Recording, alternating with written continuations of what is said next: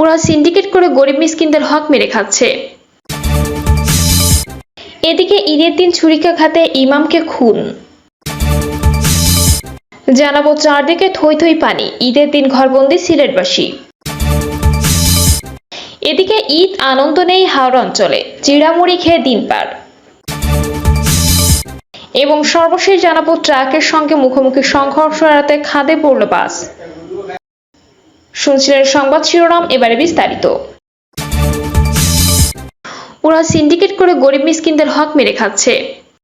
সরকার নির্ধারিত মূল্যে একটি ষাঁড় গরুর চামড়া বিক্রি করতে নওগাঁ শহরের মুক্তির মোড় সহ চামড়া গুদাম এলাকায় বারবার রিকশা নিয়ে ঘুরপাক খাচ্ছিলেন সাদ আহমেদ। প্রায় 1 ঘন্টা ঘুরিয়ে সরকার নির্ধারিত দামে চামড়া বিক্রি করতে পারেননি তিনি। এক পর্যায়ে বাধ্য হয়ে মাত্র 400 টাকা স্থানীয় ব্যবসায়ীর কাছে সেই চামড়া বিক্রি করেন তিনি। সাদ আহমেদ আক্ষেপ করে বলেন, 91,000 টাকা নিয়ে একটি ষাঁড় গরু 5 ভাগ কিনে কোরবানি দিয়েছে, এই চামড়া মাত্র 400 টাকায় বিক্রি করতে হলো।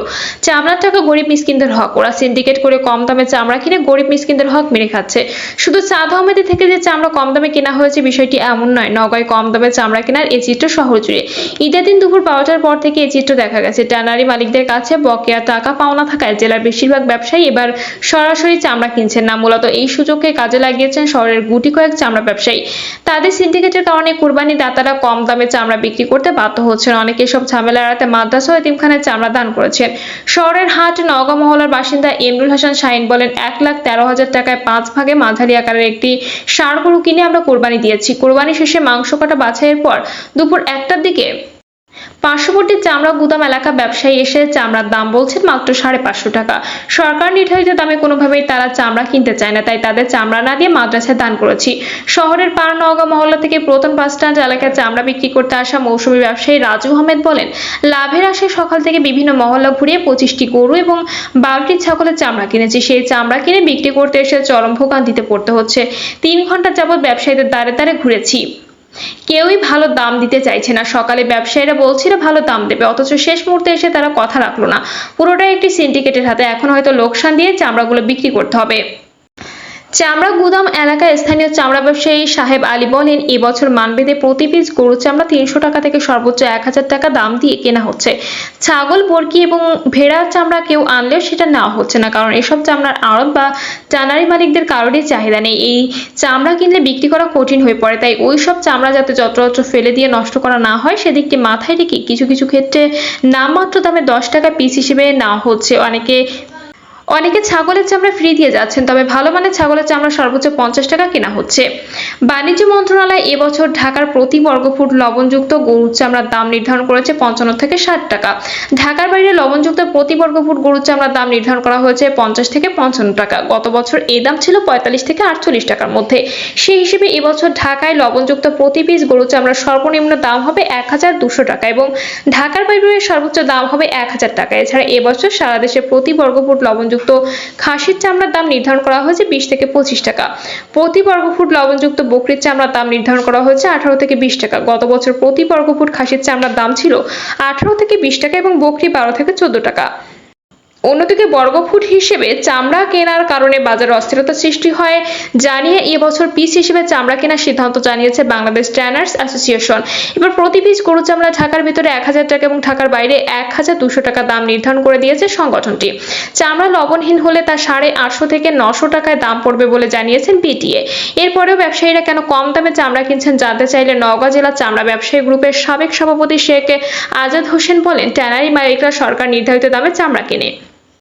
মুখে বললেও প্রকৃতপক্ষে আমরা লবণজাত চামড়া বিক্রি করতে গেলে বিভিন্ন রকম ফন্দি আটে। চামড়ার ন্যায্য দাম কখনোই আমাদের দেওয়া হয় না। তাদের সিন্ডিকেটের কারণে ঈদের চামড়া কেনার পর আমাদের বিনিয়োগকৃত টাকা ওখানেই কঠিন হয়ে পড়ে। তাই ইচ্ছে থাকলে সরকার নির্ধারিত দামে চামড়া কেনা আমাদের পক্ষে সম্ভব নয়। গরিব মিসকিনদের হক আমার নয়, যা ট্যানারি মালিকরা মেরে খাচ্ছে। তিনি আরো বলেন, দেশীয় চামড়া শিল্পকে টিকিয়ে রাখতে ঋণ করে হলেও আমরা চামড়া কিনছি। ট্যানারিদের কাছে আমাদের পাওনা কোটি কোটি টাকা আটকে আছে। কাঁচা চামড়া কেনার নামে সরকারের কাছ থেকে প্রতি বছর যে টাকাগুলো ট্যানারি মালিকরা নেয় তার ছিটে ফোঁটা আমরা পাই না। পাওনা টাকা চাইতে গেলে সামান্য কিছু টাকা দিয়ে ট্যানারি মালিকরা আমাদের অপমান করে তাড়িয়ে দেয়। তাদের আবার চামড়া দিলেও অর্ধেকের বেশি টাকা আটকে রাখে। এইভাবে হেনস্থ হতে চামড়া ব্যবসায়ীরা বর্তমানে পুঁজি সংকটে পড়েছে। এই সংকট না কাটলে চামড়ার ন্যায্য মূল্য কখনোই দেওয়া সম্ভব নয়। ঈদের দিন ছুরিকাঘাতে ইমামকে খুন। নেত্রকোনার কলমাকান্দায় দুর্বৃত্তের ছুরিকাঘাতে মসজিদের ইমাম ও মাদ্রাসার শিক্ষক মাওলানা আব্দুল বাতেন খুন হয়েছেন। ভোর রাতের দিকে কোনো এক সময় বিশাউদ্দি জামে মসজিদের বারান্দার শয়নকক্ষে দুর্বৃত্তরা তাকে ছুরিকাঘাত করে। ঈদের দিন ভোরে হাসপাতালে নিলে তিনি মারা যান। নিহত মাওলানা আব্দুল বাতেন কলমাকান্দা উপজেলার রংছাতি ইউনিয়নের সীমান্তবর্তী সন্ন্যাসীপাড়ায় গ্রামের বাসিন্দা। তিনি ওই গ্রামে মৃত বছির পণ্ডিতের ছেলে। বাতেন রংছাতি দাখিল মাদ্রাসার সহকারী সুপার ও বিশাউদ্দি বায়তুল নূর জামে মসজিদের পেশ ইমাম ছিলেন। এলাকাবাসী, নিহতের নিজস্ব স্বজন এবং পুলিশ সূত্রে জানা গেছে, রাতে কে বা কারা মসজিদে গিয়ে তার শয়নকক্ষে ছুরিকাঘাতে রক্তাক্ত অবস্থায় ফেলে রেখে চলে যায়। এই সময় তিনি চিৎকার দিলে স্থানীয় লোকজন এসে তাকে রক্তাক্ত অবস্থায় নিথর হয়ে পড়ে থাকতে দেখে। ওই সময় স্থানীয়দের ডাক চিৎকারে প্রতিবেশী সহ স্থানীয়রা তাকে উদ্ধার করে সোমবার ভোর 4:30টায় কলমাকান্দা উপজেলা স্বাস্থ্য কমপ্লেক্সে নিয়ে গেলে জরুরি বিভাগে কর্তব্যরত চিকিৎসক তাৎক্ষণিক ময়মনসিংহ মেডিকেল কলেজ হাসপাতালে প্রেরণ করেন। পরে সকালে ওখানে জরুরি বিভাগে নিয়ে গেলে কর্তব্যরত চিকিৎসক তাকে মৃত ঘোষণা করে। কলমাকান্দা উপজেলা স্বাস্থ্য কমপ্লেক্সে জরুরি বিভাগের চিকিৎসক ডক্টর সৌরভ ঘোষ বলেন, মাওলানা আব্দুল বাতেনকে গুরুতর আহত অবস্থায় স্থানীয়রা হাসপাতালে নিয়ে আসেন। বুকের বাম পাশে ধারালো অস্ত্রের আঘাতে প্রচুর রক্তক্ষরণ হয়। পরে উন্নত চিকিৎসার জন্য দ্রুত ময়মনসিংহ মেডিকেল কলেজ হাসপাতালে রেফার করা হয়। নিহত মাওলানা আব্দুল বাতেনের বড় ছেলে বদিউজ্জামান বলেন, আমরা খবর পেয়ে কলমাকান্দা হাসপাতালে যাই। সেখানকার দায়িত্বে থাকা ডাক্তার বাবার অবস্থা অবনতি দেখে তাৎক্ষণিক ময়মনসিংহ মেডিকেল কলেজ হাসপাতালে রেফার করেন। পরে সোমবার সকালে ওখানে জরুরি বিভাগে পৌঁছা মাত্রই তিনি মারা যান। এ বিষয়ে কলমাকান্দা থানার ওসি মোহাম্মদ লুৎফুল হক বলেন, আমরা ঘটনাটি শুনেছি এবং ঘটনাস্থলে পুলিশ পাঠিয়েছি, তদন্ত চলছে। মাওলানা আব্দুল বাতেনের লাশ ময়মনসিংহ মেডিকেল কলেজ হাসপাতালে মর্গে আছে। পরবর্তী আইনি ব্যবস্থা প্রক্রিয়াধীন রয়েছে। চারদিকে থই থই পানি, ঈদের দিন ঘরবন্দি সিলেটবাসী। টানা বৃষ্টি আর উজান থেকে নেমে আসা পাহাড়ি ঢলে সিলেট নগর সহ সীমান্তবর্তী উপজেলা আবারও বন্যায় প্লাবিত হয়েছে। সিলেট শহরের ঘরবাড়িতে পানি উঠেছে, এতে ঘরবন্দি হয়ে পড়েছেন নগরবাসী। ভোর থেকে ভারী বর্ষণে তলিয়ে গেছে সিলেট মহানগরের অনেক এলাকায়, সেই সঙ্গে নদ নদীর পানিও বেড়েছে। সিলেট ও সুনামগঞ্জের অনেক এলাকায় বন্যা দেখা দিয়েছে। সরেজমিনে দেখা যায়, নগরীর প্রধান প্রধান সড়কের উপর দিয়ে পানি প্রবাহিত হচ্ছে। পানি ঢুকেছে অনেকের বাসাবাড়ি ও ব্যবসা প্রতিষ্ঠানে। শুকনো স্থান না পেয়ে অনেকে কোরবানির গরু ছাগল পানির মধ্যে বেঁধে রেখেছেন। এছাড়া জেলার বিভিন্ন উপজেলায় অবনতি হয়েছে বন্যা পরিস্থিতির। স্থানীয়রা জানান, বেশিরভাগ মানুষ ঈদুল আজহা নামাজ ঈদগাহ ময়দানে আদায় করতে পারেননি। অনেক স্থানে মসজিদেও পানি উঠে গেছে। ঈদের জামাতের সময় কয়েক ঘন্টা পেছানো হয়েছে। এসব কারণে কোরবানির পশু জবাইও ব্যাহত হয়। বিভিন্ন স্থান ঘুরে দেখা যায়, শহরের জালালাবাদ আবাসিক এলাকায় বিভিন্ন গলিতে কোমর পানি, এলাকার মসজিদেও পানি ঢুকে গেছে। ভারী বর্ষণে সিলেট এয়ারপোর্ট রোড এলাকা তলিয়ে গেছে। অবস্থায় চরম ভোগান্তিতে পড়েছেন জলাবদ্ধ এলাকার মানুষজন।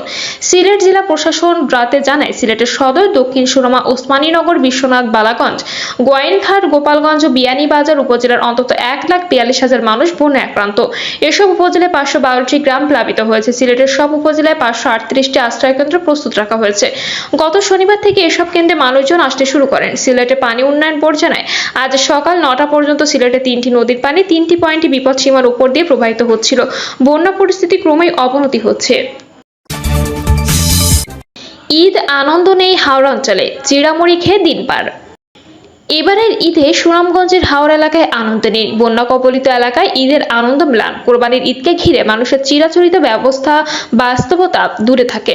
শুধু শুকনা খাবার খেয়ে বিশেষ দিনটি পার করছেন জেলার নিম্নাঞ্চলের লক্ষাধিক মানুষ। সুনামগঞ্জের দোয়ারা বাজার উপজেলার সীমান্তবর্তী গ্রামের বাসিন্দা শিশু জেসমিন, রিতা ও পল্লব। সরেজমিনে দেখা গেল, চারদিকে থই থই পানি, কোথাও পা ফেলার সুযোগ নেই তাদের। তাই বাধ্য হয়ে পুরনো কাপড় পরে বসত ভিটার সামনে খেলায় মেতেছে তারা। শিশু জেসমিন নিউজকে বলেন, এই বছরে আমাদের ঈদ বলতে কিছু নেই, কারণ পাহাড়ি ঢলের পানিতে আমাদের ঈদের নতুন জামা ভেসে গেছে। দোয়ারা বাজারের নোয়াপাড়া গ্রামের বাসিন্দা খায়রুন বেগম, তিনি বলেন, আশা ছিল 3 মেয়েকে নিয়ে আনন্দে ঈদের দিনটি কাটাবো। সব আয়োজন চূড়ান্ত ছিল। হঠাৎ পাহাড়ি ঢলে সব আনন্দ জলে ভেসে গেছে। ঈদের আনন্দ তো দূরে থাক, ঘরের চুলা পানিতে তলিয়ে যাওয়ায় রান্নার উপায় নেই। 2 দিন ধরে চিড়ামুড়ি খেয়েই দিন পার করছি। আক্ষেপ করে তিনি বলেন, জীবনের প্রথম কোনো ঈদ এত কষ্টে যাচ্ছে, ছেলে মেয়েদের মুখের দিকে তাকাতে পারছি না। একই অবস্থা দোয়ারা বাজারের লক্ষ্মীপুর, রসটাই, সুলতানপুর, হাসানবাহার সহ 5টি গ্রামের লক্ষাধিক মানুষের। পাহাড়ি ঢলের পানিতে মুহূর্তেই তলিয়ে গেছে সব গ্রামের ঘরবাড়ি, পুকুরের মাঝে ঘরে থাকা ধান চাল সহ আসবাবপত্র। ফলে সব হারিয়ে সরকার আশ্রয় নিয়েছেন অনেকে। ঈদের দিন যেখানে কোরবানির মাংস খাওয়ার কথা সেখানে চিড়ামুড়ি খেয়ে দিন পার করছেন তারা। তবে ঢলের পানিতে ক্ষতিগ্রস্তদের সহযোগিতার কথা বলেছেন উপজেলা নির্বাহী কর্মকর্তা নেহের নিকার তনু। তিনি বলেন, পানিবন্দী মানুষদের খাদ্য সহায়তা দেওয়া হচ্ছে। পানি উন্নয়ন বোর্ডের তথ্যমতে সুনামগঞ্জে সুরমা নদীর পানি বিপদসীমার 16 সেন্টিমিটার উপর দিয়ে প্রবাহিত হচ্ছে। এরই মধ্যে প্লাবিত হতে শুরু করেছে পৌর শহরের উত্তর আরপিন নগর, কালীবাড়ি রোড, পুরান পাহাড় সহ বেশ কিছু এলাকা। প্রিয় দর্শক, এই ছিল এখনকার সর্বশেষ সংবাদ। আপডেট সব সংবাদ পেতে চ্যানেলটি সাবস্ক্রাইব করে বেল আইকনটি ক্লিক করে রাখুন।